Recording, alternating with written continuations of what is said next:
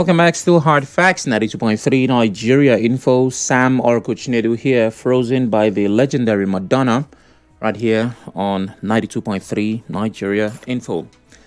Our conversation for this hour borders on human rights, and it also is a sequel to a conversation I've had with my guest on this same subject of a crime of the same exact nature.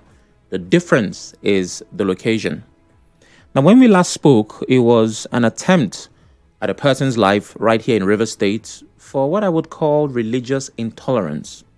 Now it's far away in Niger, where a woman was lynched and burnt to death by a mob in Kasuwan Garba, Mariga local government area. The victim, a restaurant owner, allegedly made comments considered blasphemous while speaking with a customer who had jokingly proposed marriage to her. She was initially taken to the district head's palace and later handed over to security operatives for investigation, but the mob overpowered the operatives, lynched her, and set her body ablaze. Further reading that news report, you get more details. Later, a particular newspaper said that she was known to the person who proposed marriage to her. Another said it's a family member. But the point is, she was against the idea of it. And according to reports, she responded by saying something blasphemous, and that triggered the people. Well, as you can imagine, and as is expected, it sparked widespread condemnation, many stressing that even allegations of blasphemy do not justify extrajudicial killings. Well, my guest is a legal practitioner, Barrister Eugene, and he joins me virtually. Oh my, I've lost that call. All right, I'll have to reconnect with him because before the analysis and the perspectives, what the law says is important. Please stay with us.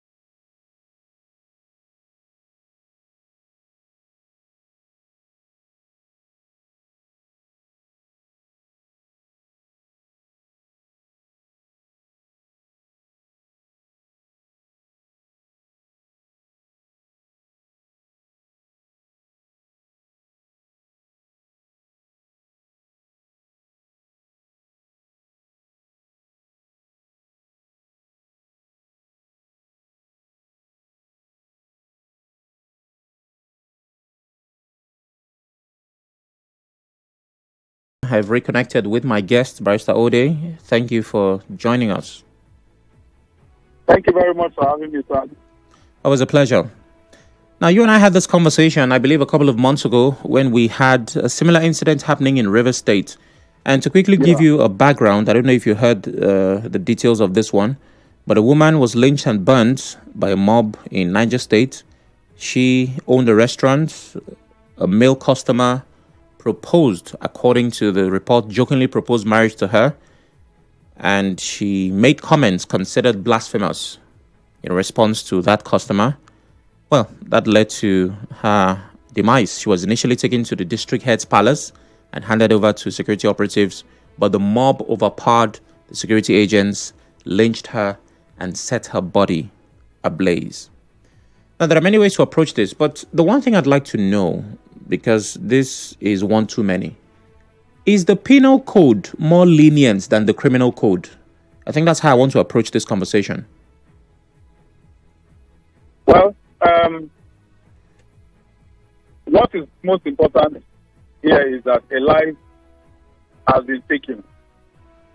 And one life has been taken. We now have to look at the process by which life was taken. Was it taken in line with what the law contemplates? If not, then we are dealing with homicide right here. Now, whether criminal code or penal code, there is due process for dealing with offenses that are capital in nature, and none of which involves the use of self-help to take life. There is no part of the criminal code that gives right to any citizen outside due process of the law to extinguish or unalive another human being. If there is any law that has been breached, including the Sharia law, there is a process. The person must be first brought before the Sharia court and tried according to the Sharia law. And if found wanting, the person will be dealt with according to the law. There is no part of the penal code that empowers or allows individuals to take laws into their hands. I'm just saying, assuming without considering that the woman had committed any offense punishable under Sharia law. The Sharia law itself does not give the people who subscribe to that law the power to take laws into their hands. So, to that extent, I can say here categorically and clearly that those men have committed a crime under the laws of the country. And I'm sure if they are apprehended, they will face the full wrath of the law as prescribed. In which case, the law is simple. Anybody who takes the life of another person unlawfully has committed murder or manslaughter, as the case may be. In this case, it is premeditated, it's first-degree murder. The punishment is death by hanging. All over the country, as it were. Okay. Now, the police say they are investigating. The authorities claim to be on top of it. But there have been many cases, similar cases before this one, that did not end how I would call in the interest of justice. People are still asking, what is the result of the investigation? And some of those cases have seemingly been forgotten. So, well, it's quite sad that Nigeria has degenerated to a banana republic where even law enforcement agents are neck deep in condoning crime, sometimes even outrightly protecting the perpetrators of these nefarious activities. See situation where brazenly policemen come out, make themselves willing tools in the hands of. It's happening here in Rivers State. You see land grabbers moving about with armed men as security to forcefully dispossess people of their property. So that is where Nigeria is today. It's a sad tale, but what can we do?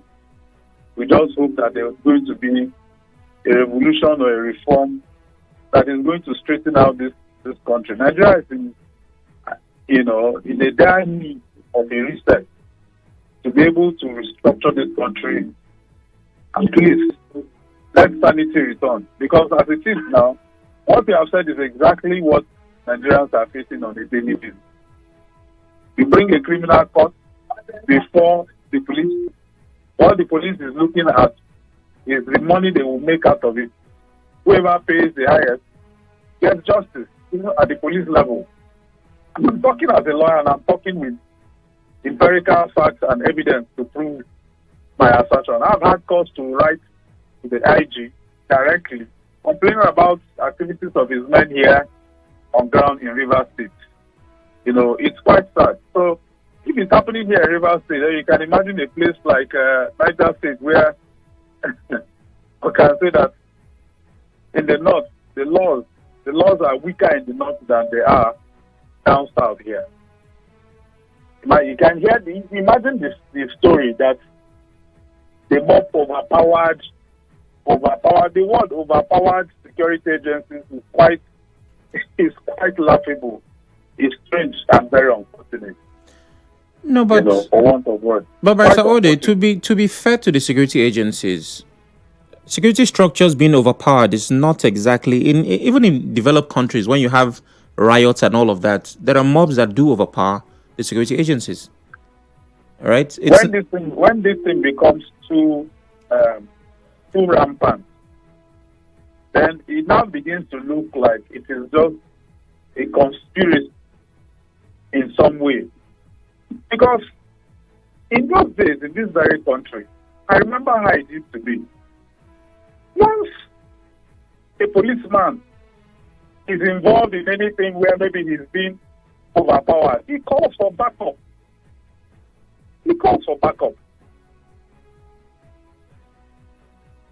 Well, the operatives claimed that the mob had already burnt the woman. The police act. Hello? Okay, we have been overpowered by epileptic reception. My goodness. Okay, so I would obviously have to reconnect with my guest. Hopefully we have better connection in the second return. Well, you get to be a part of the conversation shortly. We talk. Stay with us.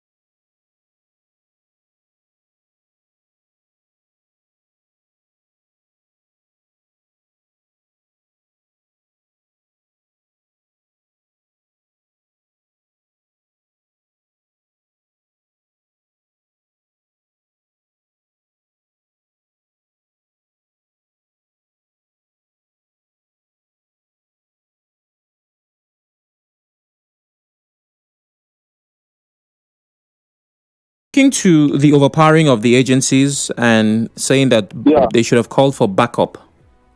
exactly, exactly. So I don't think that excuse for acceptable. The Nigerian police force is well equipped and supposedly supposed to be well equipped with both manpower and enough arms to be able to ward off no matter the number of assailants who may want to commit any crime. Okay? We used to have riot police, and we still have riot police. You understand? And they have the power to use reasonable force within the ambit of the law, okay, to demobilize any intending criminal. Okay?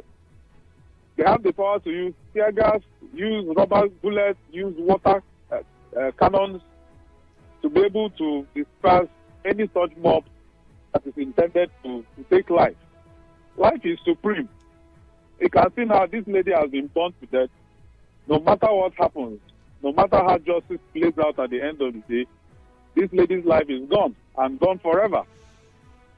Okay, and that is the primary duty, the primary assignment given to police is for the protection of lives and properties of citizens of this country. So where the police fails, I don't think any excuse avails them. Well, I Of completely... course, the police members of the Nigerian police are also products of this same society where we are. So like I told you initially, you have situations where policemen even look the other way and excuse crime, allow criminals to have their way. You know, you call them during an emergency, they won't come until after the crime has been committed and after the armed robbers or whoever have finished their assignment. That's the time they now come to now begin to do random arrests. Most time, innocent people are the ones who bear the brunt. So these are the things we are facing in this country. I will just have to keep talking about it. We just have to keep talking about it. One day, I believe one day God will help us. Wow. These things will come to pass. Well, if a lawyer says God will help us, I'm not quite sure what hope we have. But Barrister Ode, while I agree with your position and you speak of an ideal situation, we have to face the facts. First of all, the police are also victims of the system. The picture you painted with the reinforcement speaks to where everything is working well. Now, the excuse, or rather the reason that the police gave for this particular case is that before the reinforcement came, they had already burnt the woman. That they did call for backup. But before, it came through, she had died. Secondly... The point I'm making now is this. Yeah. This one, what we are talking about now is medicine after death. There is a story behind this incident. And there are individuals who have been identified who are either directly or remotely linked to this incident. Yeah. The police cannot be talking about investigation at this point. The police, what we want to be hearing is that a few arrests have been made. That is what will make some sense to me if you ask me. The man in question, the police should be able to give us an account of who that person is, the person who came and was harassing the woman that led to this. And then it is almost impracticable or impossible that in the whole of that mob, nobody could be identified. Okay? By the time you pick one or two people, confessional statements, others will come out. And such matters are not matters to be done in the dark. These kind of matters are matters that, of course, matters of public interest. The police should open it up to the media so that there should be a day-by-day update of what is going on. Because once police begins to shield their investigation, it suggests that something mischievous is about to be done. Either they want to kill the case, or they want to hide the file, or somebody just wants to cover the entire thing the way they usually do. Anyways. Okay, so what... And I mean, this is in line with your medicine after death position, which it obviously is. What legal remedies are available to the victim's family at this time? Well, as it is, a crime has been committed, and that crime is against the Federal Republic of Nigeria, first and foremost. Okay? before even the family. The government has to move into action as much as possible, do the needful. Like I told you, if those people are apprehended, it's not even a matter of compensation. It's a matter of taking the people's lives if they are found guilty according to the law under which they are charged. If the people operating the law from the police, investigators, to the prosecutors, and to the judiciary, if everybody decides to do what the law empowers them to do, I don't think those people will go scot-free. The law is an eye for an eye. Anybody who kills will also be killed according to the law. And there is no middle ground. There's no soft landing. If you kill, you also be killed. That is the law, straight as it is, simple as it is. So I think that should be enough justice. Any other thing, they're talking about compensation. Who is going to compensate the family in circumstances like this? You can't be talking about a man who is going to face the hangman's noose to be paying compensation. It's to take the person's life, and that is it. Okay. Unfortunately, that is the only compensation that the law would grant a victim who has been killed. Other than that, nothing more. Except maybe it's a company. If it's a company, beyond all this, if the person dies in active service, you'll be talking about pecuniary compensation and all that. But if it is in these circumstances that you just narrated, it is nothing more than killing whoever has killed. That is just, I'm using the plain terms, the plain language of the law. If you kill, you'll be killed. Okay, let's look at what we term blasphemy. Insult to religion, section 204 and all of that. The punishment provided 2 years imprisonment under criminal code, 2 years imprisonment and or fine under penal code. And I will still look up the Sharia law. I'm not quite sure what it provides. But the point is, at this time, insult to a religion or something sacred is a crime. Do you think... Yeah, we said so. I think we've discussed this in our previous engagement. And I read the specific provisions of the criminal code. Okay? Yeah. Those things are punishable by law, and definitely not by death. The punishment is sometimes very, very small, like you just said, 2 years. Some instances, it may even be committed to fine, or in some other instances, fine and both. So my question is, since this is a recurring decimal, it has happened too many times in different parts of the country, should blasphemy be decriminalized? I think so. It should just completely be left as a religious matter. Okay? Because what amounts to blasphemy in one religion is justifiable in another religion. For instance, the Muslims always talk about when you speak against Muhammad in a disrespectful manner. To them, it's blasphemy. And to them, the understanding of Sharia law is that that person must be put to death. Our criminal code also makes it a crime to blaspheme against sacred, any other person's religious icon or symbol. Okay? So, but I think that these things we should begin to look beyond all that, because the fact that I said I don't agree with your religion, the Constitution also gives me the right to disagree with your religion while advancing my own. That's freedom of religion, freedom to also propagate. If I'm propagating my religion, you cannot restrict me on how I propagate my religion. I may have to say one or two things to convince you why my religion is better than you. And in the process of saying that, to convince you, you might be convinced eventually. And you decide, there are so many Christians today who were Muslims before. And there are so many Muslims today who were Christians before. Somebody had to reach out to them to speak about their religion. And in advancing your argument, there is no how you're not going to speak somehow in a way that will suggest that the other religion the other person, you want the person to convert from, okay, have some deficiencies. You understand? And by doing that, you must necessarily say one or two things that are demerits in that religion. Yeah. So if you begin to bring criminal, you begin to criminalize this conversation and this argument, it means you're also restricting the right to hold and propagate opinion in terms of religion. I've just told you now that this aspect of the criminal code is almost at variance with the provisions of the Constitution that guarantees freedom to hold and to propagate opinion and even freedom of worship. Okay. Well, there are more questions for you, but I need the listener to be a part of this conversation.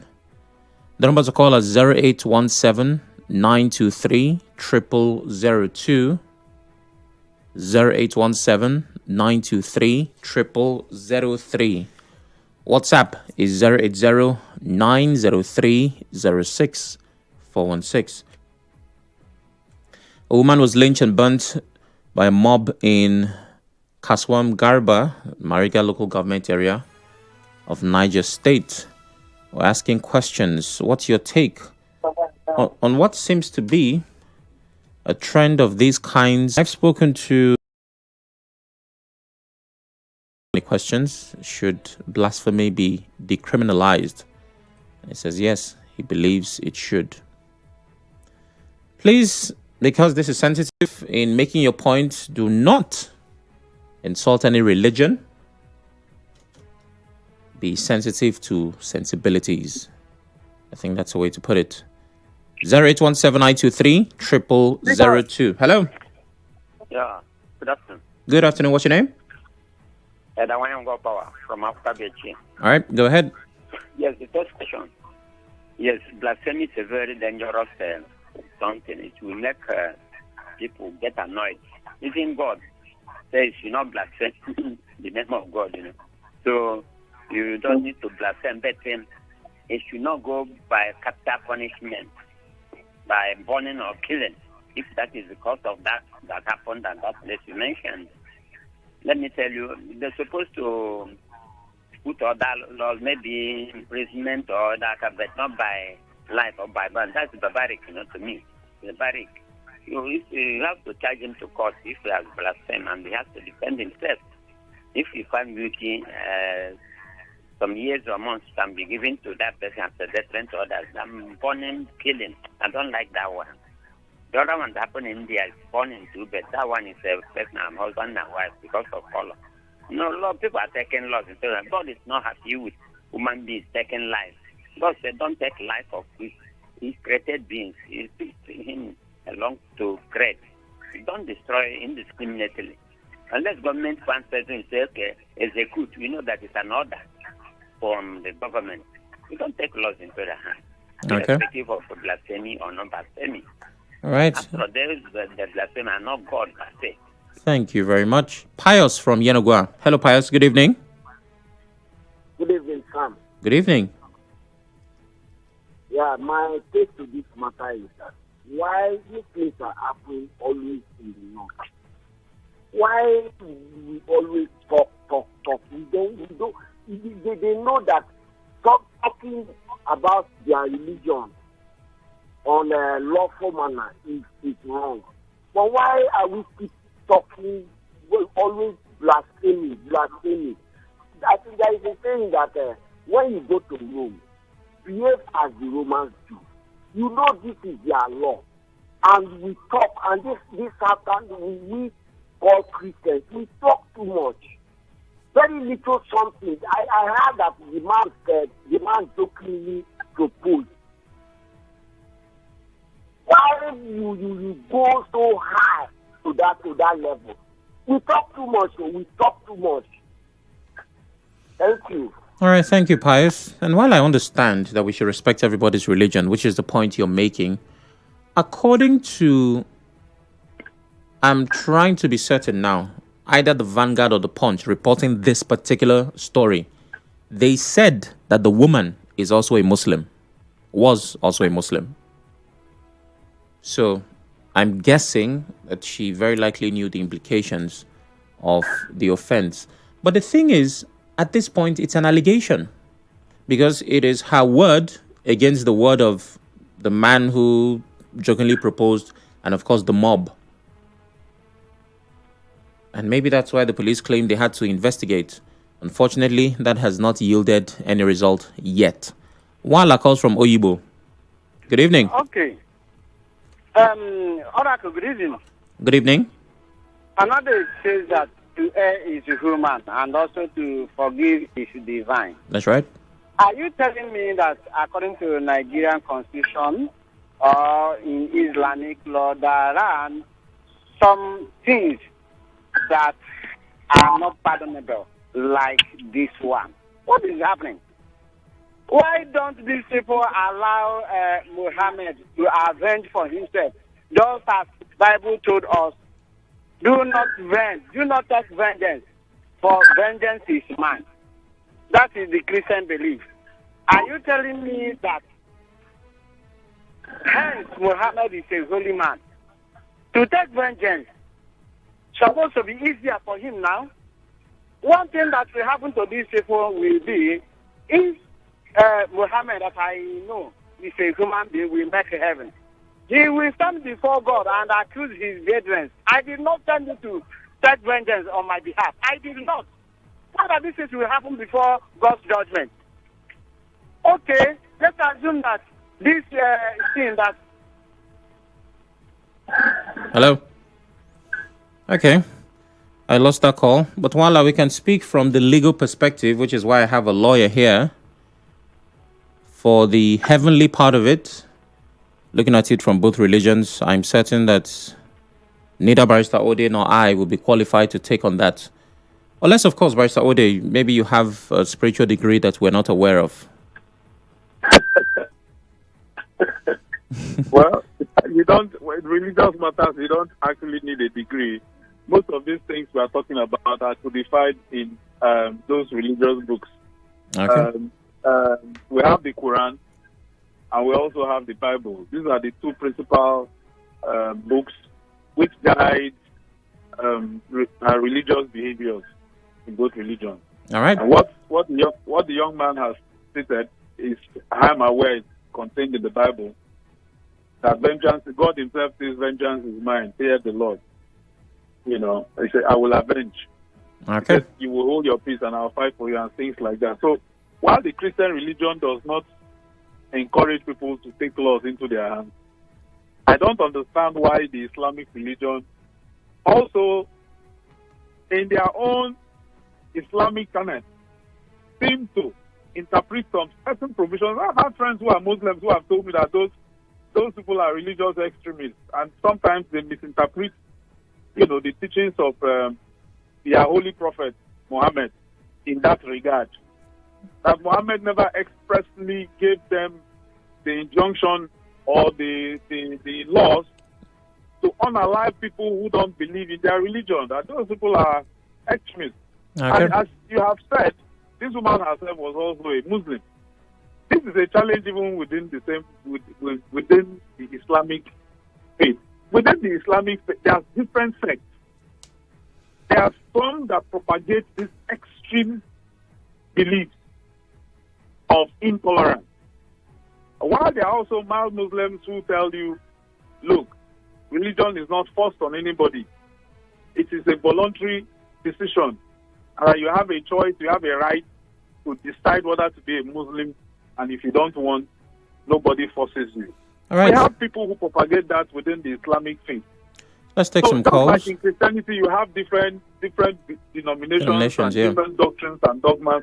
The same thing too also is applicable in Islam. You have different beliefs, you have different persuasions, you have different teachings, and so on and so forth.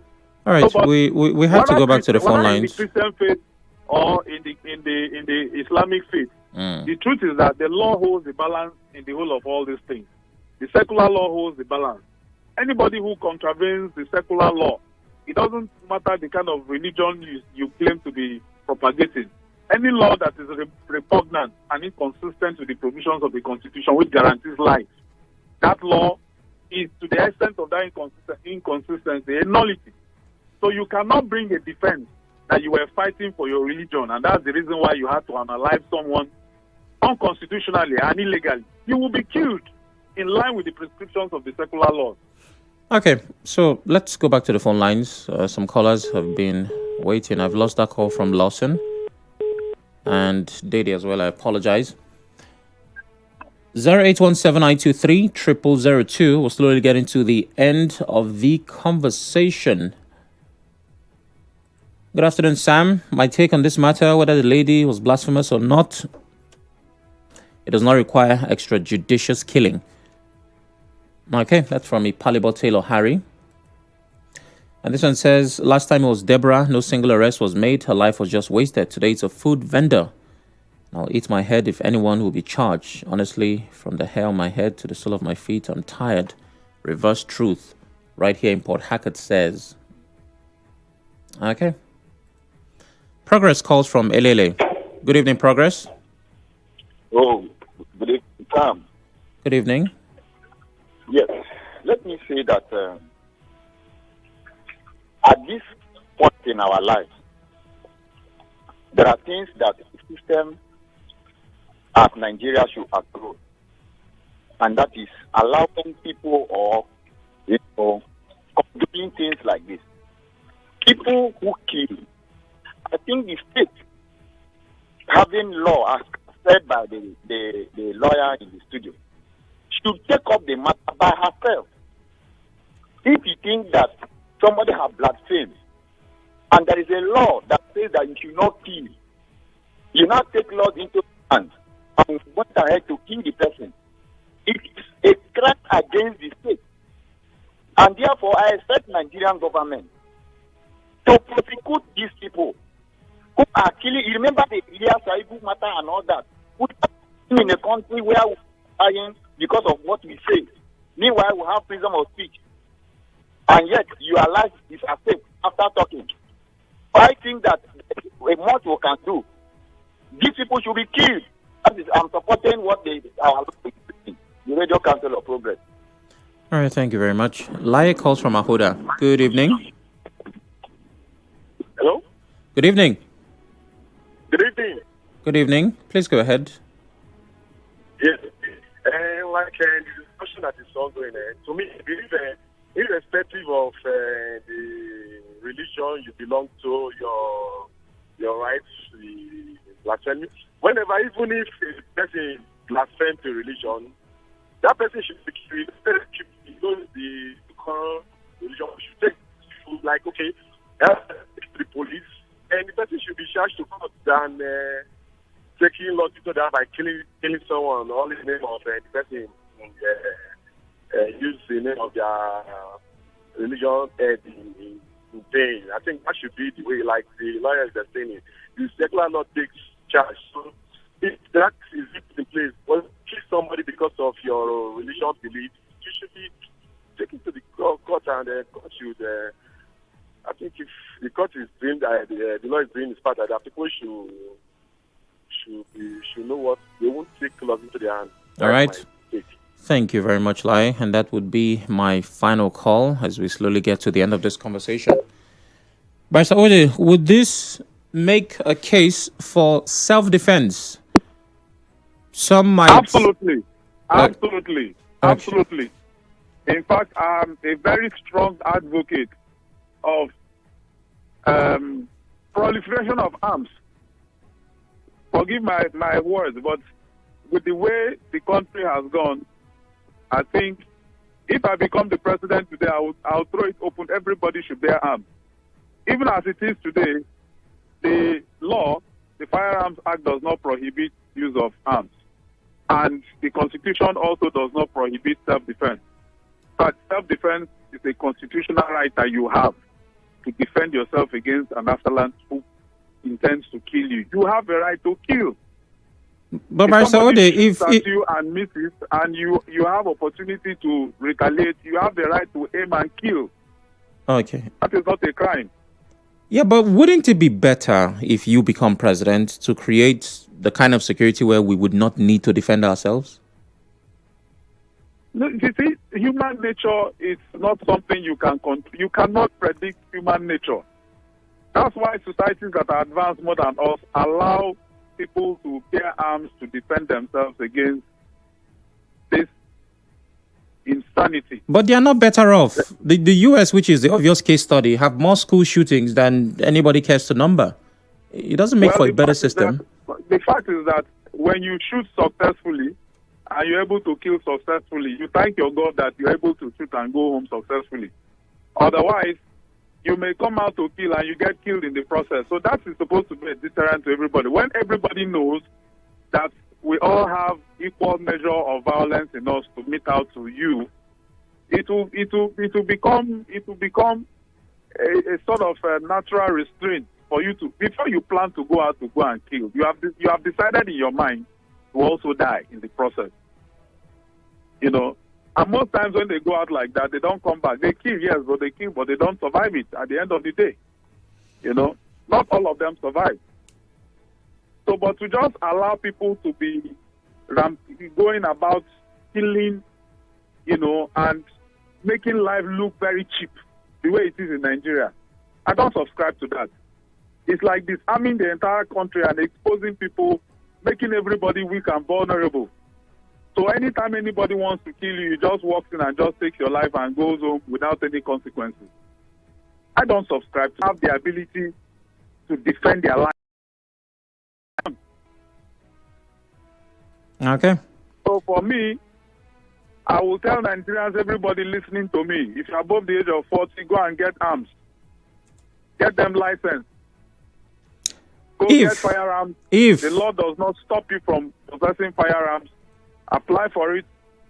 The licenses are there. Follow the due process. You get it. Keep it. In case of lunatics like this we just lost a lawyer. We just buried a lawyer two weeks ago. A young, vibrant young boy. I know him, my personal friend. He was just unalive, just like that. We have police officers who have been drilled and killed in cold blood. You know, so I think enough is enough. Somebody has a monopoly of violence. Yes, it is. If you think you're mad, I have equal. Everybody has that 5 minutes madness. Well, my madness to defend myself is justified by law. We're officially out of time. Barrister Ode. I call on Nigerians to begin to think about self-defense. No, hold on, Barrister Ode. Hold on. Barrister Ode, hold on. While I understand your position and the fact that we are out of time, we understand, well, to the extent of those who have studied it, what it takes to acquire arms, that is licensed firearms. So those who might be interested in that, who are above 40, like the lawyer said, and that's the provision, you can look that up. But I still believe that creating a security that works for all of us is the best bet. And we're hoping that our government gives us that. We are all entitled by law to be security personnel to ourselves. I agree. The first security you have is your personal security. So we would explore all the options on the table before getting to the point where we all get armed. And I'm glad that you have to get to 40 first. I'm very glad that the Constitution, or the Act rather, puts it at that. So thank you, Barrister Ode, for your time. We appreciate it's not just the age. There are other criteria that the law looks at. Exactly. So at least that's why I said people should take advantage of the law. The law does not prohibit it. The law does not. In fact, the law supports it. Okay. That's why the laws in the first place were made. The laws were made to protect you. So take advantage of it. People should. I'm just giving this information for free. Thank you for giving information, Barrister Ode. We're out of time, sir. Thank you, sir. Thank you. Have yourself a wonderful evening. You're welcome. All right. A break comes up. 5 brings the news, and we have other conversations.